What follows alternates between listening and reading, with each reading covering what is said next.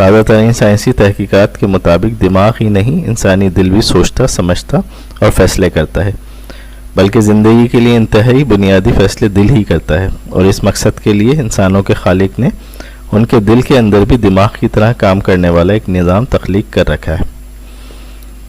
امریکی ریاست کیلیفورنیا کی دی انسٹیٹیوٹ آف ہارٹ میتھ کے ڈائریکٹر ریسرچ رولنڈ میک کریٹو اس بات کو مجازاً یوں کہتے ہیں کہ دل میں بھی ایک دماغ ہوتا ہے۔ اس کی وضاحت انہوں نے ان الفاظ میں کی ہے: دل ایسے اعصاب اور خلیات رکھتا ہے جن کا کام وہی ہے جو دماغ کا ہے، مثلاً یادداشت۔ یہ علم الابدان کی ایک حقیقت ہے۔ دل دماغ کو اس سے زیادہ معلومات بھیجتا ہے جو دماغ دل کو بھیجتا ہے۔ ہارٹ برین یعنی دل کا دماغ کی اصطلاح 1991 میں ڈاکٹر جے اینڈریو آرمر نے وضع کی۔ انہی نے دل کو چھوٹے دماغ کا نام دیا۔ ہارورڈ میڈیکل اسکول کے مطابق دماغ اور دل کے درمیان